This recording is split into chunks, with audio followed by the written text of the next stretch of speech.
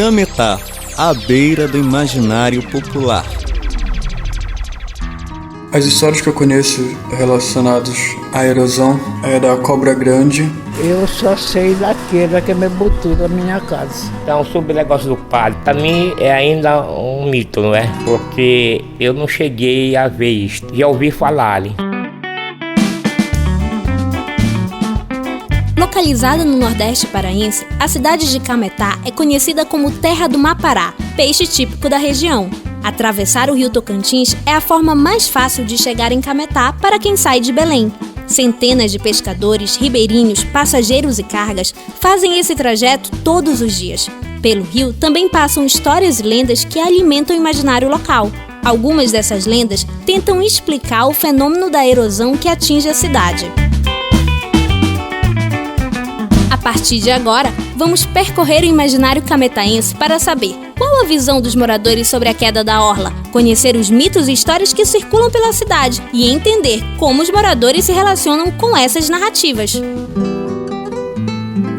A orla de Cametá começou a ser construída aproximadamente em 1870, chamada de Porto Real. O que era para ser uma construção imponente começou a apresentar problemas na virada do século XIX para o século XX, chegando a ruir. Desde então, várias medidas foram tomadas para conter a erosão no local, mas poucas tiveram sucesso. Com 95 anos, Dona Yolanda Braga ainda lembra o dia em que a rua em frente à sua casa caiu. Eu vim de missa e entrei, não tinha sinal nenhum de queda. Quando os meninos começaram, mamãe, tá caindo a terra, tá caindo. Caiu tudo por baixo, na rua.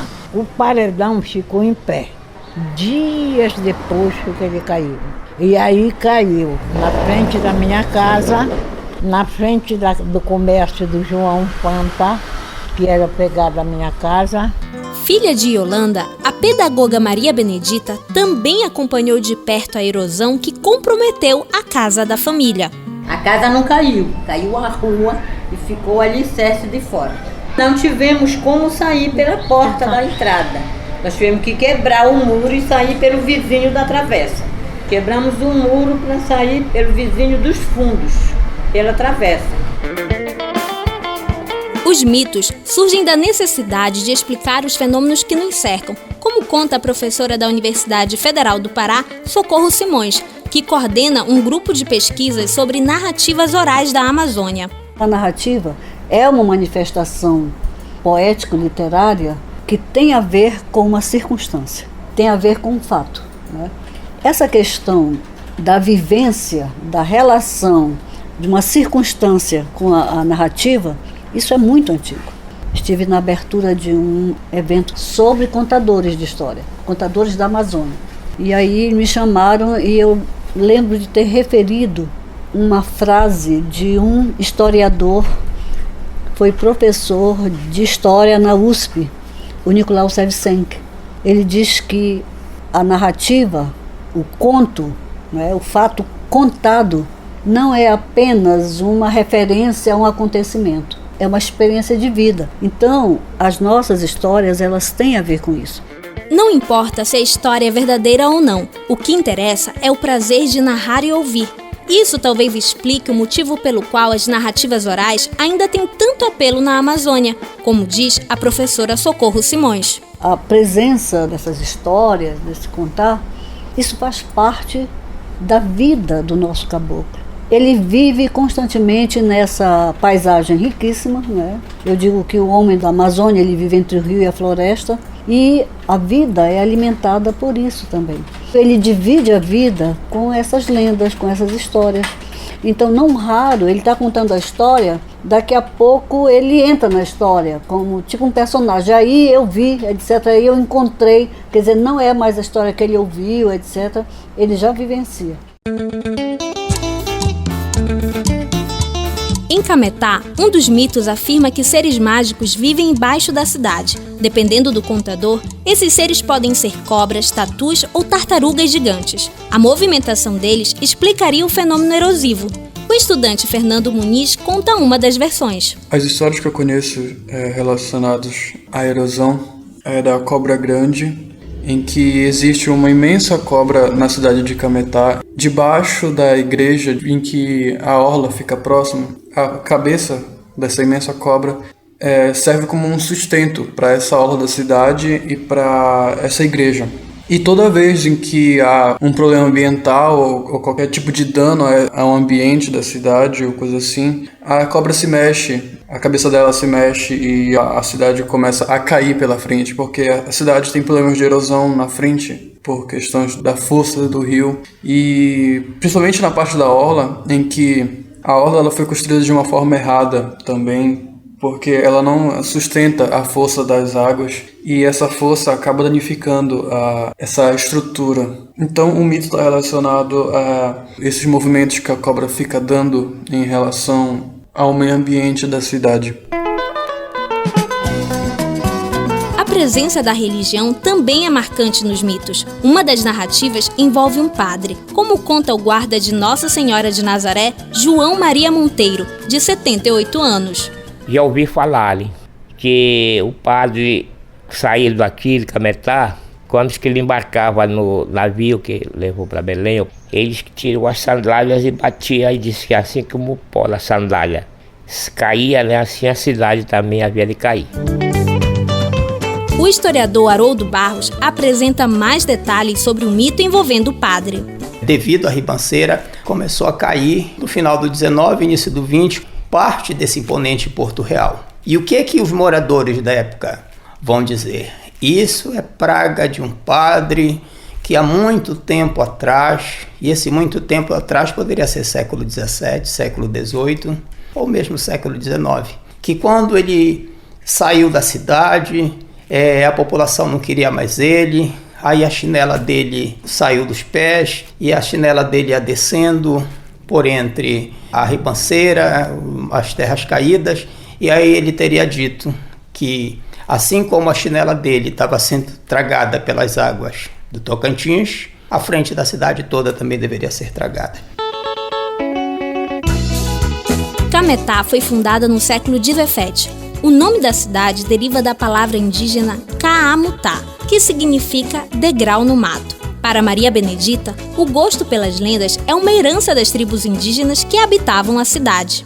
É lenda, a gente não tem uma certeza, porque você sabe que o povo cria, né? Principalmente que a nossa região aqui é uma região onde moravam várias tribos indígenas. Então esse povo foi embora daqui, mas as lendas foram passando de geração para geração. Então tem essa lenda do tatu, tem a lenda da cobra que mora debaixo da igreja, que tem uma tartaruga que fecha a porta do buraco para a cobra não sair. Porque o dia que a cobra sair, a igreja vai cair e esse pedaço da praça também vai cair todinho. O cais de Cametá apresenta rachaduras por todos os lados e uma parte já afundou. O oceanógrafo Caio Reis explica como as erosões à beira do rio acontecem. A erosão de um rio ela pode acontecer de uma forma natural, porque todo rio ele tem os seus pontos de erosão e os seus pontos de deposição sedimentar. Todo rio ele tem esse balanço que a gente chama balanço sedimentar de equilíbrio, zonas de erosão e zonas de deposição. Só que a ocupação humana ela pode acelerar esse processo, como o desmatamento das matas ciliares, das margens desses rios e a ocupação desorganizada dessas margens, Principalmente na nossa região, as principais cidades elas estão localizadas nas margens desses rios. Agora, para conter essa erosão, é preciso fazer todo um estudo prévio, um levantamento prévio da dinâmica desse rio, como é que esse rio se comporta, qual é o aporte sedimentar dele. Fazendo esse estudo prévio, pode-se fazer obras de engenharia costeira, como próprias orlas, As orlas têm essa função de contenção. O grande problema é que na nossa região, essas orlas, elas são feitas muitas das vezes sem esse estudo prévio, esse estudo técnico necessário para que aquela construção costeira possa suportar a dinâmica daquele rio.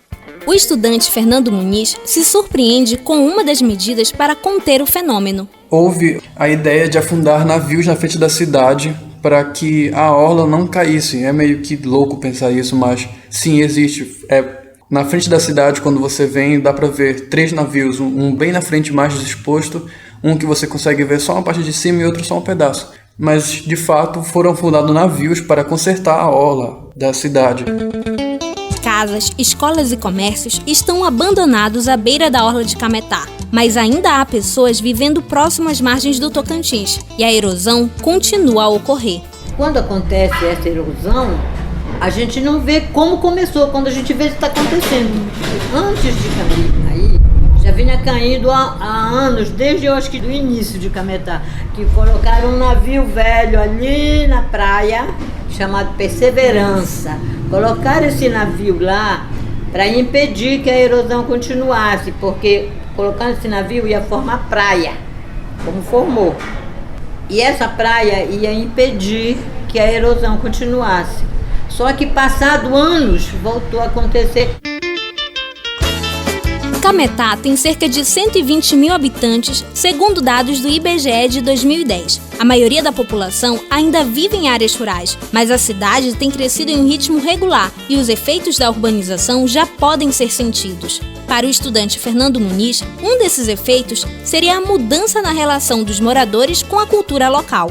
Essas histórias, nos interiores, eu acredito que elas sejam mais fortes do que na parte urbana. Porque no momento em que a cidade vai se urbanizando, ela vai perdendo os antigos costumes. E relacionado à cultura, as pessoas que vivem na própria cidade vão cultivando outras culturas, sabe? Elas vão absorvendo culturas de fora. Mas a nossa própria cultura relacionada a essas histórias, elas vão se enfraquecendo e só os mais velhos a cultivam ainda. Os jovens da cidade, eles não conhecem muitas vezes essas próprias histórias e só conhecem e levam isso como chacota, porque é coisa de velho. Fernando acha difícil encontrar nos dias de hoje alguém que ainda acredite nos mitos. Para ele, a tendência é que essas histórias percam a força com o passar do tempo. Como essas histórias elas não estão mais tão fortes na crença popular das pessoas do próprio centro urbano, eu acredito que elas ultrapassaram uma barreira da crença para entrar no ramo da literatura. Ela está muito mais presente agora no imaginário popular, de apresentações culturais, da escrita cametaense. Ela não está mais tão presente na crença em que há uma cobra grande debaixo da cidade ou uma tartaruga imensa que a cidade foi construída em cima. Está mais presente hoje no imaginário. Ela ultrapassou essa linha da realidade, as pessoas não creem mais tanto nessas histórias. O historiador Haroldo Barros tem uma visão diferente. A cultura ela não é estática, e que bom que não é. É isso que é interessante. São essas transformações que a cultura proporciona, e sem vê-la de forma estática. O que é de raiz, isso de cada cultura, de cada povo diferente, ele se mantém, mas nós temos que absorver esse novo. Nós temos que dar espaço para esse novo, nesse mundo globalizado que nós vivemos. Para preservar a memória da cidade, membro da Academia Cametaense de Letras, Haroldo Barros coletou narrativas orais em cidades do Baixo Tocantins com a ajuda de alunos do ensino médio. Os guardiões da memória dos nossos antepassados trouxeram para nós e nós temos a função de deixar para gerações futuras. Ou seja, os guardiões deixam para a gente, nós nos tornamos os novos guardiões com a função de fazer com que seja reproduzida. Então ele está presente sim. Mas nós vivemos no mundo moderno, mas chegou a internet. Que bom, mas que bom que também está sendo preservado. Hoje nós formamos uma frente de resistência para fazer com que essa memória ela seja preservada, produzida e reproduzida para um contexto maior e principalmente para o alunado. Esforço semelhante vem sendo realizado desde a década de 90 pela professora Socorro Simões. Ela já pesquisou mais de 100 municípios no Pará em busca de narrativas orais que envolvem o imaginário da Amazônia, um trabalho que só comprova a riqueza cultural da região. Eu considero que o imaginário do Amazônida, ele não poderia ser menos rico. Por quê? O que é o imaginário? Qual o sentido de imaginário? Qual o sentido de relicário, né? Onde a gente guarda as relíquias? O imaginário onde guardamos as imagens. Então, nós temos uma Amazônia extremamente rica de imagens, de questões relacionadas com a vida do homem, esse homem dividido entre o rio e a floresta. Não há como não assistir a essa coisa grandiosa acerca do imaginário. Então, por exemplo, talvez a sua avó tenha dito um dia assim, olha, vai chover. E você olha, por que ela sabe que vai chover? Por quê? Há uma fixação de uma imagem que quando, digamos, o céu fica um pouco mais... aí ela sabe que vai chover. Então, nós acabamos, de alguma maneira, fazer projetos, planos relacionados com a vida a partir desse imaginário. É porque nós vivemos num espaço que é grandioso e particular. Então não há como não se encantar com isso. Nós que vivemos aqui não temos essa noção da maneira como deveríamos ter. Por isso eu acho que a necessidade de valorizar isto é muito grande. Porque nós somos realmente particulares. Não há nada que se assemelhe a esta Amazônia. Os mitos de Cametá refletem o imaginário amazônico. Os elementos presentes nas narrativas, como o rio, os animais e a religião, encantam aqueles que ouvem. Cametá, à beira do imaginário popular, fica por aqui. Obrigada pela atenção. Cametá, à beira do imaginário popular. Este documentário é um produto da disciplina de Estudos de Temas Amazônicos 2, turma 2014 de Jornalismo da Universidade Federal do Pará. Locução, Erlane Santos. Produção e edição, Erlane Santos, Johnny Machado, Leonardo Rodrigues, Mônica Melo, Thaís de Souza e Rafael Rocha. Roteiro, Erlane Santos e Leonardo Rodrigues. Edição de áudio, João Nilo Ferreira. Orientação, professor Otacílio Amaral.